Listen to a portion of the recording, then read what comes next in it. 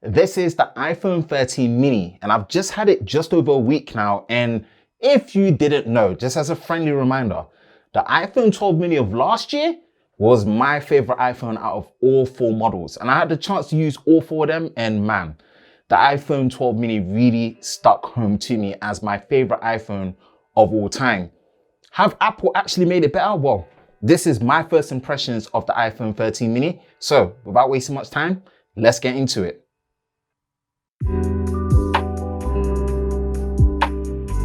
Hi, Ben from Love of Tech. If you're new to the channel, make sure you hit that like button, subscribe, hit that notification bell so you're part of Team TLS, the Tech Lover Squad, so you don't miss any future videos on the channel. Now, before we go ahead, as always, man, a big thank you to Vodafone UK for supplying the iPhone 13 mini for testing and review on loan. There will be links in the description below for all the latest deals on the iPhone 13 mini.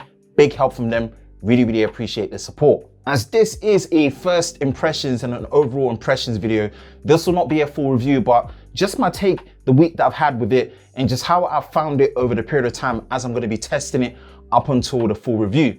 So let's start from the outside and work our way in as we do per usual. Design and build, and my goodness, this is a good follow-up and it feels right at home about what I really loved with the design of the iPhone 12 mini into the 13 mini. And what's great is I actually have to say that how Apple does the aluminium brush rails makes this phone feel more premium than their Pro models with the stainless steels. I never really got along with the stainless steel, even though I preferred the matte back. And actually went on record and said that that's probably one of my favorite matte finishes on any phone that's come out. And I've said this again, yes, it's a glossy back, but for some reason, Apple really manages it well. Yes, it's still glossy, there's gonna be finger smudges and whatnot, but it's managed a lot better to the point where, because of the metal rail being aluminium and brushed, I almost feel like I don't wanna put a case on it. Button placement, and I'm a massive person when it comes to button placement, and Apple have done a good job. I think the size of the iPhone really does help with that in that sense, right? The power button is nice and big, it's directly symmetrical with separate volume buttons. You've got the signature silent switch as well, which is great. I think only OnePlus really does that on the Android side. Only thing is we are still working with Lightning. Oh, really is dragging. And I hope next year we do get USB-C, but we still do have a Lightning port here. So just bear that in mind in that sense. In terms of the camera arrangement, the only thing you're gonna see that's different is the fact that it's horizontal now rather than vertical on the left side. And you do have bigger sensors and whatnot that's in there as well. So overall, when it comes to the design, flat edges, flat display, it's really good and it feels right at home. It's meant to be slightly heavier thanks to the bigger battery and slightly thicker, but I don't notice it, maybe because of the size of this. So just consider that in that sense. But overall, the design and build, the materials, the overall fit and finish, and the compact nature of the 13 mini, it really feels at home. And I really like it. Next is the display. So 5.4 inches, it's a flat display, which makes the typing experience so good. Just wanna touch on that for a minute. I don't know how Apple have done it, but the typing experience on a phone this small, when it comes to the display and this compact, is nothing short of amazing. With great haptic feedback, as you would expect, you still get that high definition 1080p display that's on there, which is good to see. Nice and sharp for the display size. It's still 60 Hertz. And we'll touch on that in terms of my conclusion later on. Now, it's a great 60 Hertz panel, especially for the fact that it's OLED. Apple have made it brighter as well, which is good for outdoor visibility and overall usage, which is great to see. It's a great panel. And I think Apple leans towards being more color accurate than overly vibrant. So sometimes it can remind you of an LCD display, but it is OLED. And when you get to certain parts, you can appreciate the fact that it's OLED, but I'm glad to see that it is a brighter display. It's just still 60 Hertz, but it's a bit more forgiving for the display size and how good the animations are in there. So the viewing experience when you're watching your videos, it's actually decent enough. And what's good to see is that yes, Face ID is still there. We don't get Touch ID this time around, either on the power button or in display, like what you obviously find with the power button on the iPad mini as well as the iPad Airs. But the notch is meant to be 20% smaller. It does get deeper, but it is meant to be 20% smaller. So take that for what it is. I do notice it ever so slightly, but the display experience is generally actually very good. Now, when it comes to the specs and the performance and the hardware inside with the software, yes, the A15 Bionic chip, you do get 4 GB of RAM, but the best thing and the feedback that was given about the iPhone 12 and 12 mini last year is that now the base storage is now 128 GB, and overall, it starts at a lower price for us lot that are in the UK, which is definitely great to see.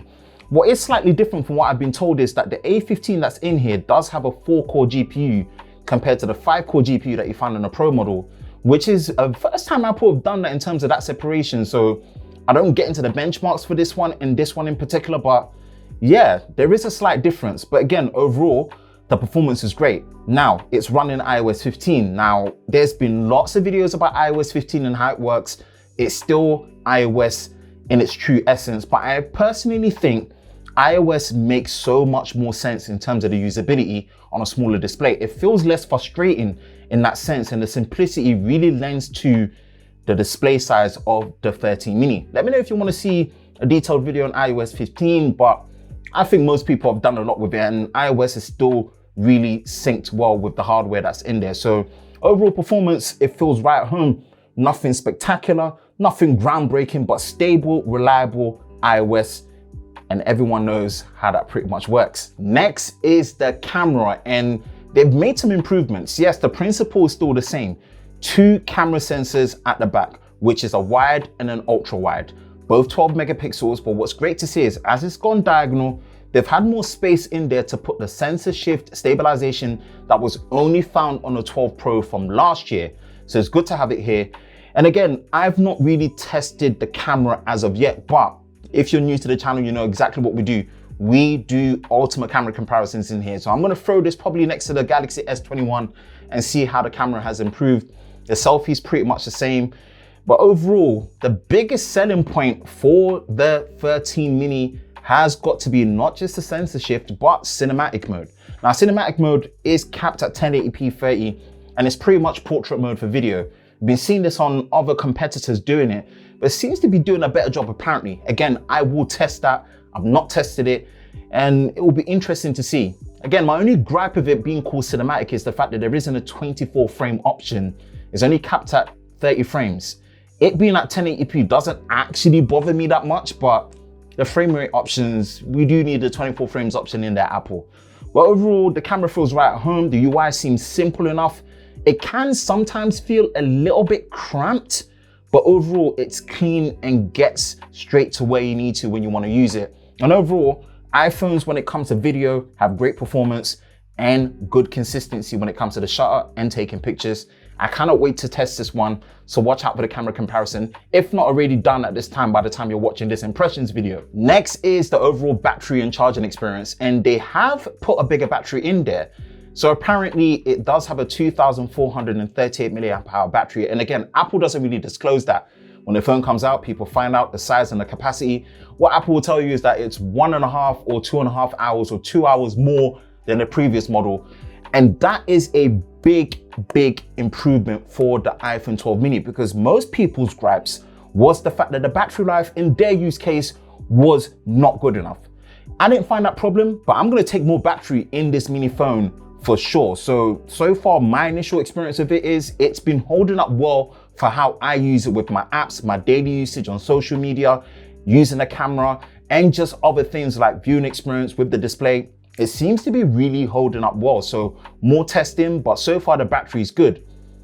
What I'm not so impressed with still, which might not be relevant to other people, is the charging experience. First, still no charger in the box. Of course they're not gonna do that with the trend that they started last year. No USB-C, but Lightning to USB-C that comes in there. Have to supply your own charger. And at the time of this recording, I have done an ultimate charging test, which I do like to do next to the ultimate camera comparisons. It does take over an hour and 30 minutes to charge to 100%.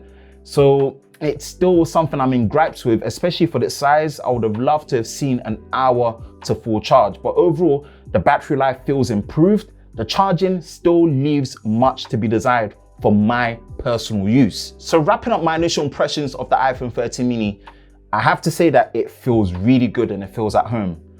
My favorite just got better from the 12 mini. So I should instantly love it, and I do, but just not enough to where I would like. And the sad thing is, if the rumors are true and this is the last mini, I plead to Apple, right? Please make one more, put a 90 Hertz ProMotion display in there that refreshes from, let's just say 40 or 48 Hertz up to 90 Hertz, ProMotion and USB-C. Honestly, even if you don't bring Touch ID, even if you keep the notch, if you keep everything else, all I would love to see is a 90 Hertz refresh rate, USB-C, and that will be my favorite iPhone ever. And I hope they do that. Apart from that, coming from the 12 to the 13 mini, not that it's a bad upgrade, but it kind of just feels the same-ish until further testing on my full review. And that's it. Let me know if you decided to pick up the 13 mini, or which iPhone 13 series did you pick up this time around, if you picked it up at all. And if you did pick it up, what iPhone were you coming from previously that made you decide that the 13 series was actually the one for you? That's it for me, Ben from Lover of Tech.